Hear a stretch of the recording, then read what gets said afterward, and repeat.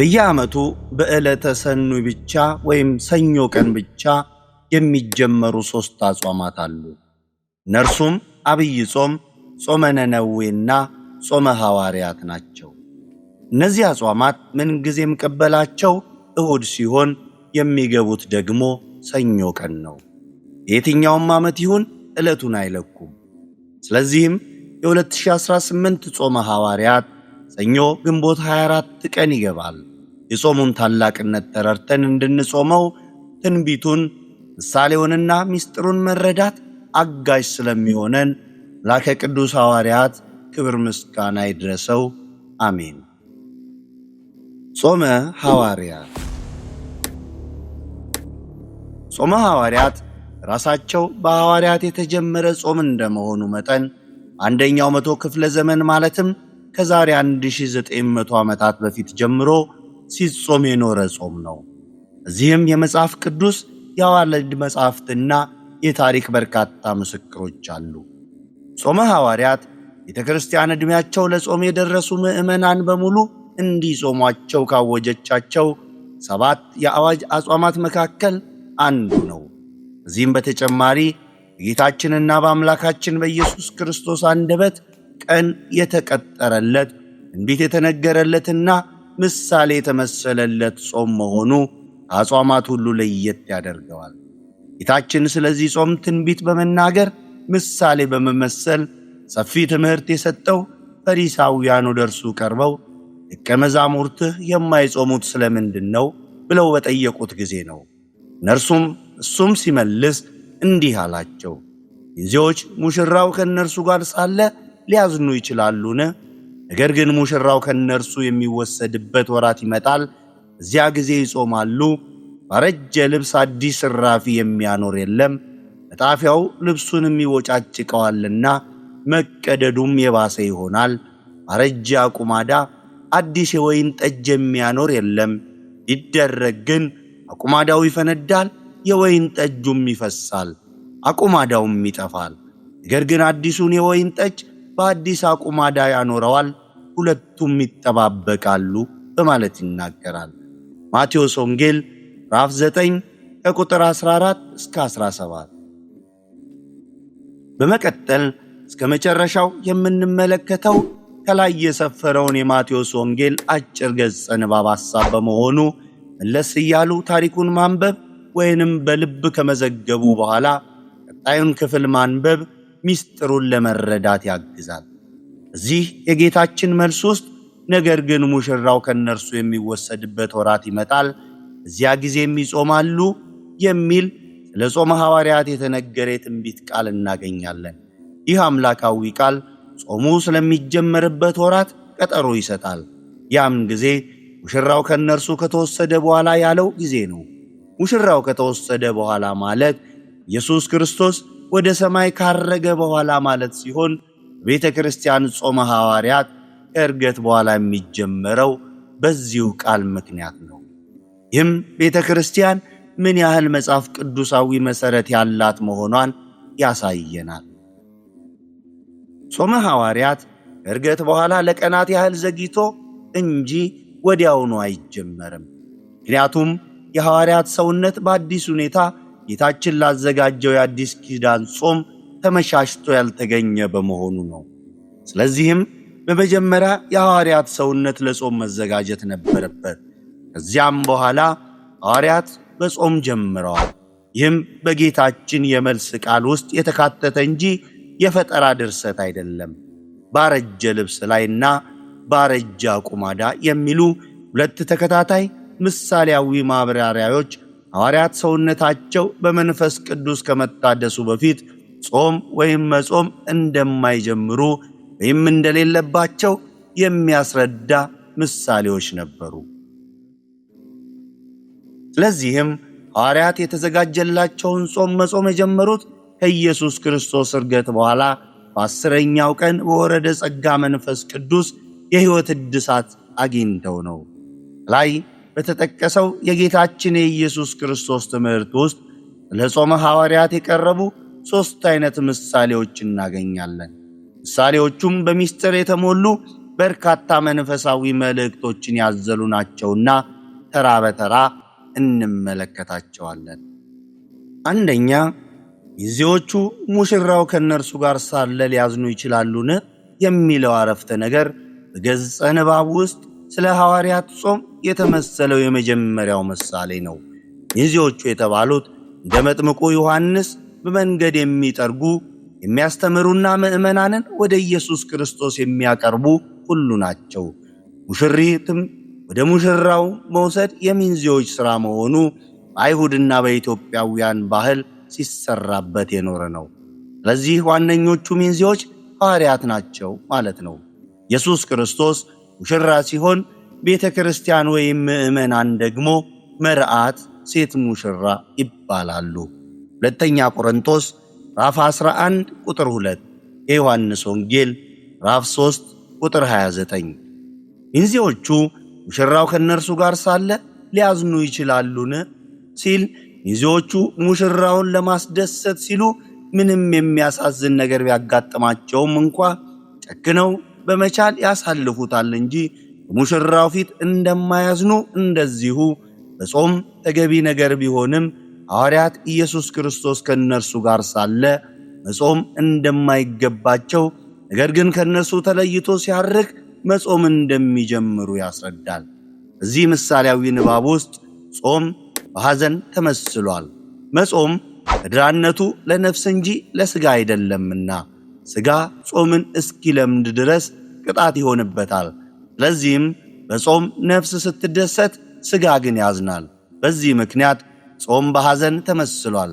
በዚህም ምክንያት ጾም በብዙ የመጽሐፍ ቅዱስ ክፍል ከሐዘን፣ ከእንባ፣ ከጸጸትና ከንስሐ ጋር ተያይዞ ቀርቧል። ኢዩኤል ምዕራፍ 2 ቁጥር 12። ሁለተኛ፣ ባረጀ ልብስ አዲስ እራፊ የሚያይኖር የለም። መጣፊያውም ልብሱን ይቦጫጭቀዋል፣ መቀደዱም የባሰ ይሆናል። ይህ አረፍተ ነገር ደግሞ ሁለተኛው ምሳሌ ነው። እራፊ ማለት ዳጅ ወይም መጣፊያ ጨርቅ ማለት ነው። የስፌት ባለሙያ ባረጀ ልብስ ላይ አዲስ ጨርቅ አይጥፍም ወይም አይሰፋም ወይም አይለጥፍም።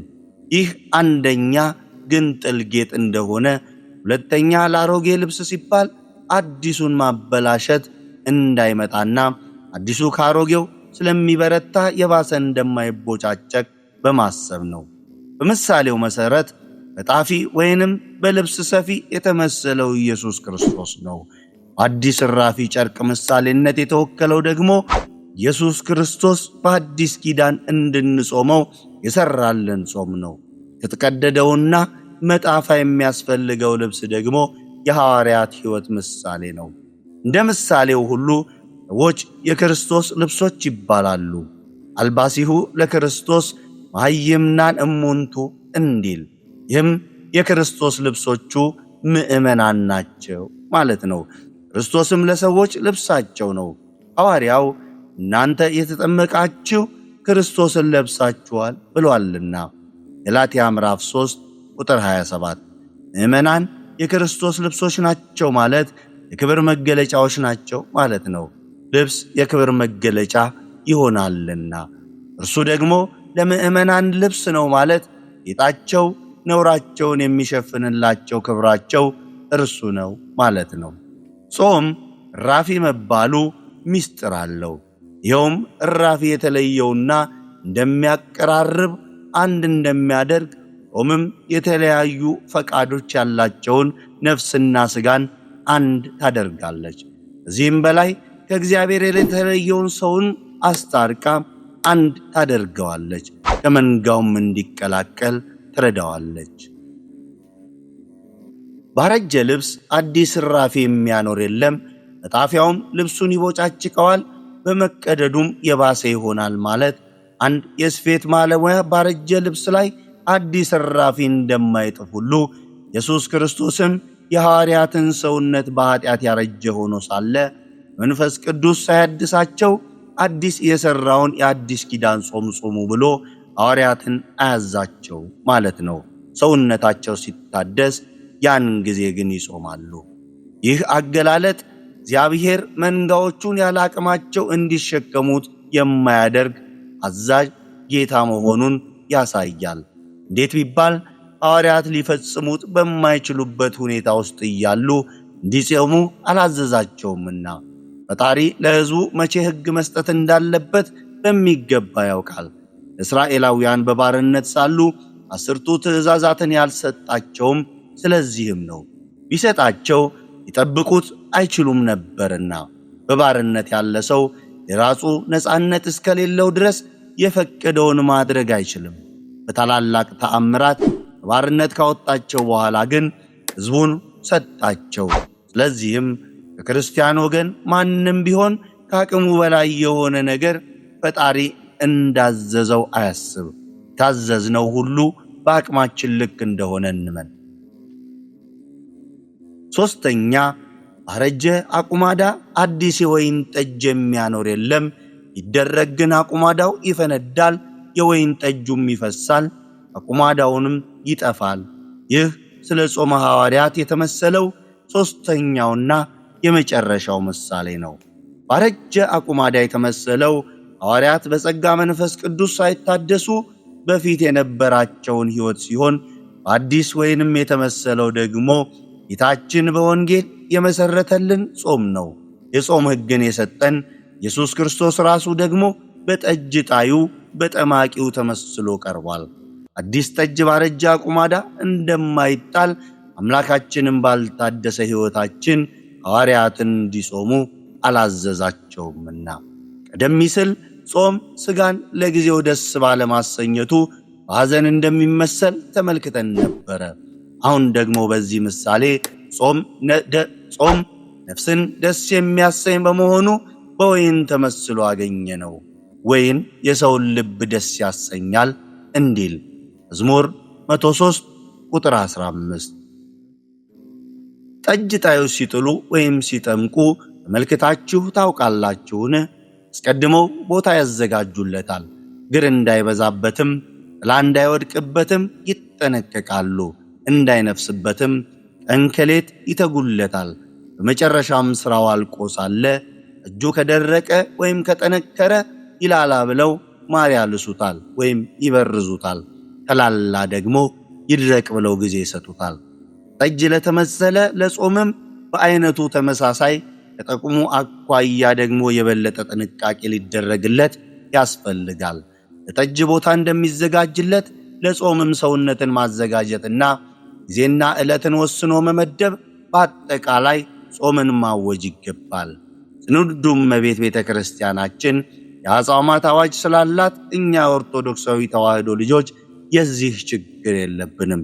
ለጠጅ እግር እንዳይበዛበትና ጥላ እንዳያጠላበት እንደሚጠነቀቁት ጾማችንን በከንቱ ውዳሴ አጋንንት እንዳይገቡበትና ያለ መልካም ሥራ በጾም ብቻ ቀርተን ዋጋ እንዳያሳስበን እንድንጠነቀቅ መጾም ይገባናል። ጠጅ ደረቀ ይላላ፣ ላላ ይድረቅ እንደሚባለው ጾማችን በሕግ ከተሰራልን በላይ ሰዓቱ እንዳይበዛና ከአቅማችን በላይ አልፎ ሰውነታችን እንዳይጎዳ፣ እንደዚሁ የአጽዋማትን ሰዓት ሳንጠብቅ ቀርተን መንፈሳዊ ሕይወታችን እንዳይላላ ማዕከላዊ ስፍራ ይዘን በሕገ ቤተ ክርስቲያን መሠረት በጥንቃቄ መጾም እንደሚገባ ይህ ሦስተኛው ምሳሌ ያስረዳናል። ይህም ትምህርት ጌታችን መድኃኒታችን ኢየሱስ ክርስቶስ የሚቋጨው አዲሱን የወይን ጠጅ አዲስ አቁማዳ ያኖረዋል፣ ሁለቱም ይጠባበቃሉ በሚለው ኃይለ ቃል ነው። አረፍተ ነገሩ አዲስ የወይን ጠጅ መጣል ያለበት በአዲስ አቁማዳ መሆኑን ይናገራል። ስለዚህም ሐዋርያት ሕይወታቸውን በጸጋ መንፈስ ቅዱስ ከታደሰ በኋላ በአዲስ አቁማዳቸው አዲሱን ወይን ጣሉ። ማለትም በአዲስ ሕይወት አዲስ ኪዳንን ጾመ ሐዋርያትን መጾም ጀመሩ። አዲስ የወይን ጠጅ በአሮጌ አቁማዳ ሲጣል ይፈነዳል። አዲስ አቁማዳ ሲጣል ግን ያለፈዋል እንጂ ሊያፈነዳው አይችልም። ስለዚህም ወይኑም አቁማዳውም አዲስ የሆኑ እንደሆነ አቁማዳው ወይኑን ያፈላዋል፣ ወይኑ ደግሞ አቁማዳውን ያለፈዋል።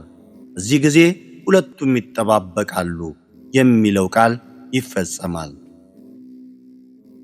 ጾምና ሰውነት እንደ ወይንና ቁማዳ ናቸው። ወይንና ቁማዳ እንደሚጠባበቁ እንደሚጠቃቀሙ ጾምና ሰውነትም እንደዚሁ ናቸው። ሰው የጾም ሕግን ቢጠብቅ ሕግ እርሱን ትጠብቀዋለች፣ ይጠባበቃሉ የተባለውም ለዚህ ነው። ሕጎች እኛ እንጠብቃቸው፣ እነርሱ መጠበቅን ይጠብቁናል፣ መጠጊያም ይሆኑናል እንጂ እንደማለት ነው። ወይኑ ቆዳውን ማልፋቱ መልካም ነገር ነው። የለፋ ቆዳ ብዙ አገልግሎት ስላለው ይፈለጋልና። ለቀበቶ፣ ለቦርሳ፣ ለጫማና ለልብስ የሚሆነው የለፋ ቆዳ ነው። የጾምም ጥቅም እዚህ ላይ ነው። ለልዩ ልዩ አገልግሎትና ጥቅም የሚውል መንፈሳዊ ሕይወት እንዲኖረን ከፈለግን በጾም የለፋ የደከመ ሰውነት ያስፈልገናል። ቆዳን ማልፋት ማዘጋጀት እንጂ ከጥቅም ውጪ ማድረግ አይደለም። ሰውነት በጾም ማድከምም ለመንፈሳዊ ሥራ ማዘጋጀት እንጂ እንዳይሰራ ማድረግ እንዳልሆነ መረዳት ያስፈልጋል። የታረሰ መሬት ለዘር እንደሚመች በጾም የደከመ ሰውነት ለመንፈሳዊ ጉዞ ይመቻል። ቅዱስ ዳዊትም ጉልበቶቼ በጾም ደከሙ ያለው ለዚህ ነው። መዝሙር 108 ቁጥር 24። ይህ የመሰለ ምስጢር ያለውንና ጾም ሽማግሌዎች ጾም ከጥንት ያልነበረ እያሉ መጽሐፍ እና በቀኖና የሌለ ስም በመስጠት ምዕመናን እንዳይጾሙት ማድረግ የዲያብሎስ ትጥቅ የማስፈታት ዘዴ እንጂ ሌላ ምን ሊሆን ይችላል? አለመጾም ምክንያት ከመፍጠር ምክንያት ፈጥሮ መጾም በእጅጉ ይጠቅማል። ድሃው ድህነት ራሱ ጾም ነው ካለ፣ ሌላው ኢትዮጵያ ውስጥ መኖር ራሱ ጾም ነው ካለ፣ ለመጾም ክርስቲያን መሆን ሳይሆን አገር ወይም ዜግነት መቀየር ሊያስፈልግ ነው ማለት ነው። ምዕመናን ይህንን የሽማግሌዎች ጾም ነው ካሉ ለጾም ማስተማርና ጾም ማሳየት የሚጠበቅባቸው ሰባኪያን ደግሞ ቃለ እግዚአብሔር ይመትር ነደ እሳት እያሉ ጾም ሽሮ ለመብላት እስከ መጥቀስ ጾም በጽሑፍ እንጂ በሥራ ላናውቃት ነው ማለት ነው። ሐዋርያት እንደዛዘዙት ዓለምን ሁሉ ለማስተማር ከመሰማራታቸው በፊት መጀመሪያ ያደረጉት ጾምን ነው። ሐዋርያት አልጾሙም ማለት ከላይ የተብራራው የኢየሱስ ክርስቶስ ትንቢትና ምሳሌ ሐሰት ሆነ ማለት ነው። ቃሉም ተፈጽሟል። ሐዋርያትም ጾመዋል። እኛም ጾሙን ጾመን የምናስበውና የምንሰራው በጎ ሥራ ሁሉ ይከናወንልን ዘንድ ፈጣሪያችን ኢየሱስ ክርስቶስ በረድኤት አይለየን። አሜን። ወስብሐት ለእግዚአብሔር ወለወላዲቱ ድንግል ወለመስቀሉ ክቡር አሜን። ይቆየን።